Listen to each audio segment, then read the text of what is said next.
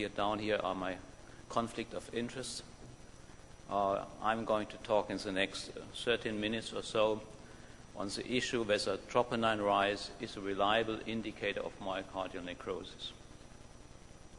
I will do that in several parts. First, let's focus on the surrogate value of a troponin rise for identification of necrosis and not reversible injury.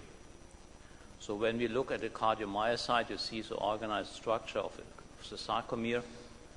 After 40 minutes of ischemia, there is mitochondrial swelling, but no change yet in the sarcomeric structure.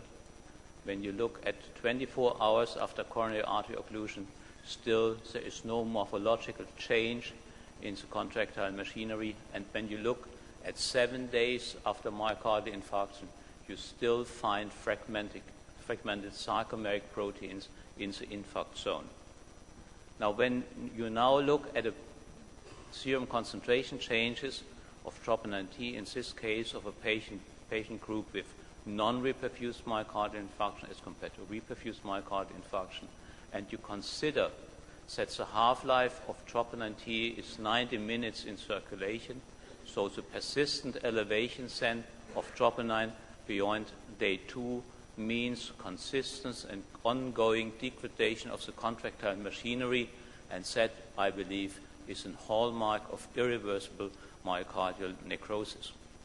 Now, what about the release of the functionally unbound cytosolic pool, which is washed out followed by due to reperfusion in patients with reperfused myocardial infarction? So there are no clear data so far whether it is really possible to have a release of troponins from reversibly injured cardiomyocytes. Here you see an in vitro cell system of cardiomyocytes exposed to hypoxia, and what happens is there is a bleb formation on the cellular membrane, and with that bleb formation there is an egress of cytosolic markers into the tissue culture fluid, and you can measure elevated CK and MB activities. And when you then reoxygenate the tissue culture system, the cardiomyocytes look functionally intact and are also viable for a prolonged time period. Do we have in our patients evidence that there might be early bumps of troponin without the ongoing degradation of contractile machinery? I show you here data from pulmonary embolism patients, but we could show also data from patients with atrial tachycardias, where you might find some patients with an only initial rise of a troponin, and I'm not certain whether that is not indeed some form of reversible injury. So this brings me to the second point, namely the highly sensitive assay for the myocardial infarction diagnosis. Do we have added value? Now, there's ample evidence for many, many trials, and I show here data from Alan Chaffee's group, that with any release and any detectable troponin in circulation, you have a prognostic signal.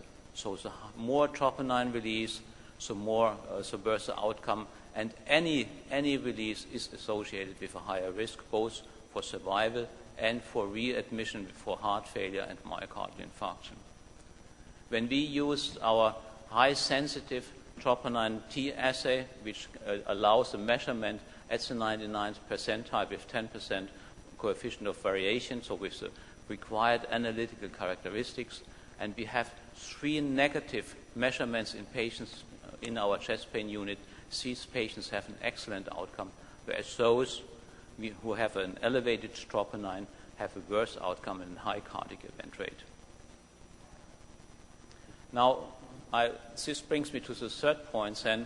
Do we need to analyze kinetic changes? And to show you what the problem is, and it was already alluded in the discussion, when we use such high-sensitive assays, we detect myocardial injury of many causes and in many patients, and we know it's always associated with outcome. So when we tested our consecutive patient in our chest pain unit, 3,327 consecutive patients, which were measured within 6 months and visited in the 6 months in our hospital, you can see that 20% of the consecutive patients admitted are positive for a high sensitive troponin T. However, 69 of these elevations were rated not to be related to an acute coronary syndrome. So we really have the problem now that we detect these myocardial injuries, but we do not believe that it is always associated with an ischemic damage. So therefore, let's look back to the criteria. The criteria for myocardial infarction as defined are that we have to have evidence of myocardial necrosis, and I showed you that the persistent elevation of troponin is, to my opinion, a clear evidence of irreversible necrosis, together with evidence of myocardial ischemia, and then we have to have a kinetic change to differentiate it from the elevations of troponins due to other causes. Now, when one does analyze these kinetic changes, you can do it as an absolute delta, so that means you measure on admission and at 6 hours later, and you then find that in the STEMI group, you have an increase of 674 nanograms per liter for the high sensitive troponin T, and for in the N-STEMI group of nearly 60 nanograms per liter, and in unstable angina you have no change. Now you also can express that as a relative change. Then you are not so much dependent on infarct sizes as with the absolute deltas. And again, you can see that in non-STEMI, you have in the median of 62% change in the concentrations from admission to 6 hours later.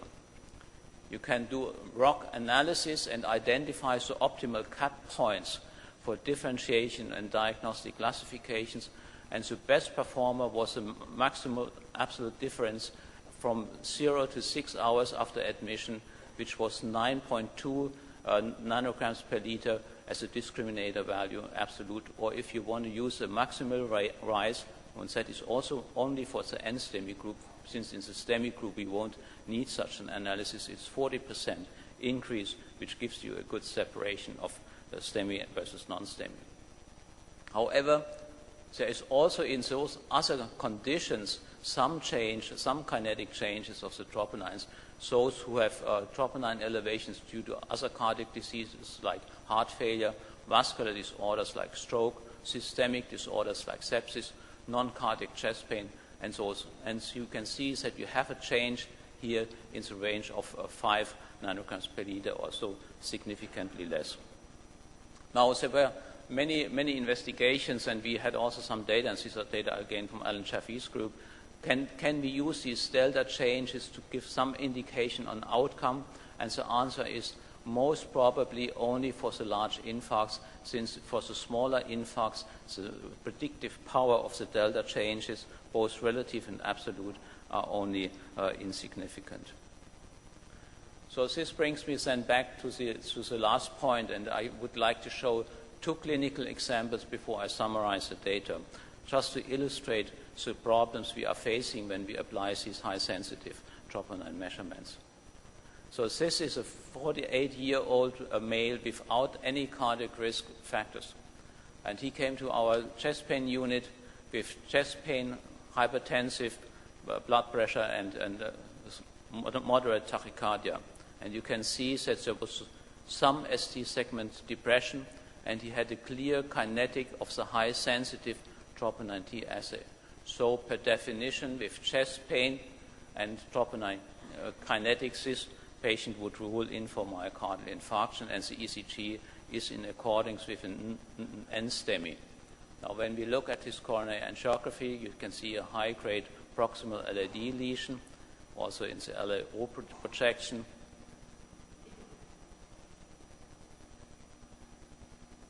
I'm stuck. Can you move that next? Okay, when we look at the ventricular angiography, you see that there is some slight hypokinesia at the anterolateral wall and the septum. Now, the point why I'm showing you this case is when we send, you need to move it, thank you.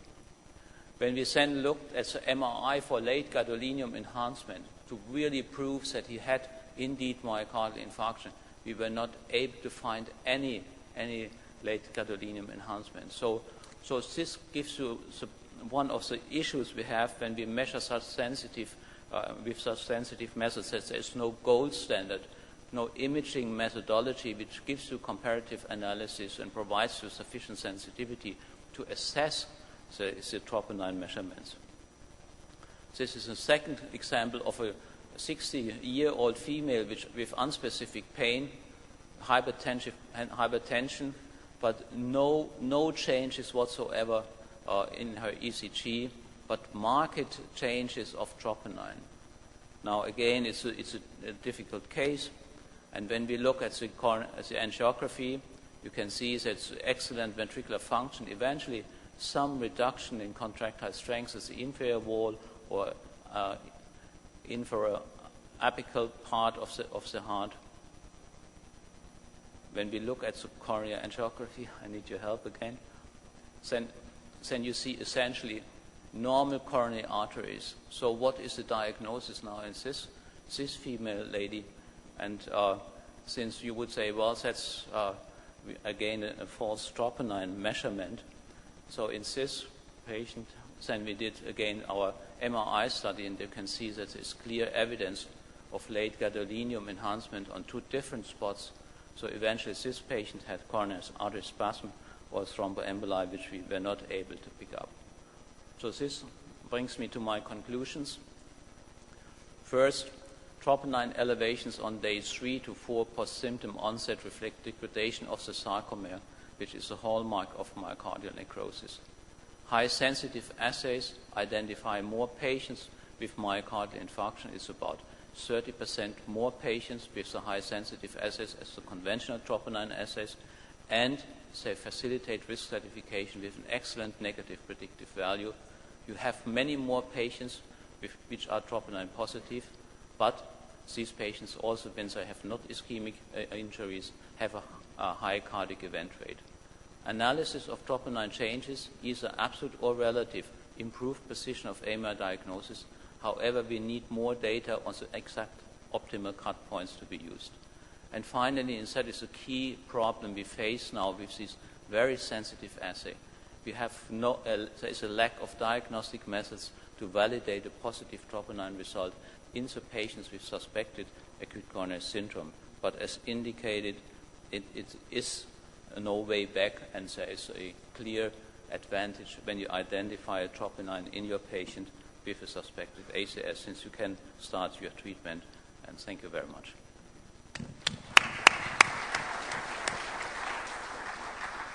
Thank you very much, Hugo. This is open for questions. First microphone. So I'm curious about your patient that you listed as non-cardiac chest pain, and yet the biomarker was positive. I mean, isn't that by definition cardiac chest pain? Well, it's as I said, it's a clinical diagnosis. So it was atypical chest pain. It was not typical angina pain in this patient, and the symptoms were rated as non-typical anginal pain. So the discussion then starts: what do we do with a positive troponin finding? And our decision is, troponin identifies always a high-risk patient, and so we work on the patient until we have the idea what his cardiac problem is. Just to follow up, your thoughts on the troponin elevation that we see with AACD discharge? Yeah. Any thoughts in terms of either prognostic? Yeah, so discharge of ICD and troponin elevation, is that prognostically of value? ICD discharge, so defibrillation.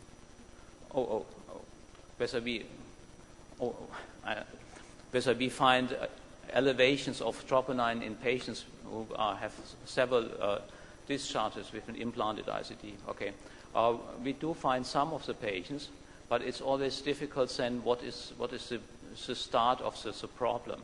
So does this patient have initially ischemia, or does he have a deterioration of his heart failure, which triggers then the ICD shocks, or is the troponin elevations a consequence of repetitive ICD shocks? So our belief is that it is always the first option which is more likely. So we have seen several patients with multiple ICD shocks without any elevation of troponin. Go ahead. Yeah, just a simple question. The chest pain with a little bit of EKG change, troponin elevation, easy. The problem comes that frequently we see troponin elevation with other diseases. And the question is, how do you discern epicardial obstructive coronary disease? Do we chase all of these people to the cath lab? What's your recommendation? Yeah, that's a key point to it. So again, I would like to stress that when you have a positive troponin in a patient with, let's say, pneumonia or any other disease, this is a high-risk subject. So, and you then know that you are not under a timely stress to immediately proceed to a cardiac cath, but you have time to do your workup on this patient. So we routinely treat the pneumonia in this patient, look for cardiac events, and then he goes undergoes conventional cardiac evaluation with stress testing. And if there is a high likelihood for cardiac disease, we go for the catheterization. So but we are not in a rush in these patients, since there is no evidence that you need to treat it immediately. But vice versa, if you have a patient, let's say, who comes to the chest pain with suspected ACS and he remains negative, there is no need to go for any intervention in this patient. Actually, you may harm the patient who remains troponin negative. And so we are analyzing data from the Plato trial, which are suggestive in this direction. Thank you.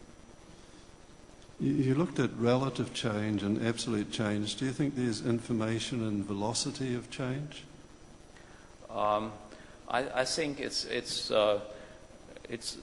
velocity. We didn't analyze velocity. We believe that the absolute change is sufficient. And last question, thank you. So how sensitive is this test? We know that heart failure patients, when they come for clinic visits, about a third of them have positive troponins. And we've recently found that if we take patients with known coronary disease who are entirely asymptomatic, do a regular treadmill test and draw a troponin, about a third of them are having an elevated troponin without a high sensitivity test. My guess is 2/3 of them might with a high sensitivity test. I'm not sure what that's going to tell me. I kind of disagree with the troponin findings following stress tests. We analyzed that very carefully in patients undergoing SPECT imaging, and where we could identify perfusion defects, and there was no, even with the high sensitive troponins, there was no release of troponin. And I know that Alan Shafi's group has very similar data. So even if you exercise a patient into ischemia, you have no elevation of troponin. These are patients who are ischemic. But we showed reversible ischemia in SPECT. Okay. All of my patients had cath-documented coronary disease. Right. And most of them had ischemia on a treadmill. They may or may not have had ischemia on the perfusion scan, but still plenty of them had some troponin. Well, it's very important to analyze the patients also before you do your diagnostic test. So that was a very interesting finding also when we analyzed our patients going for stress testing with suspect. Some already had elevated troponins. So these are your patients with coronary disease, and they have a real adverse outcome. But it's already there before you start. So there is no evidence so far that you have, with reversible ischemia, you have a release of troponins. But the sensitivity is so when you screw in an electrode during the pacemaker implantation, you can measure that signal. Okay. Okay, thank you very much, Hugo.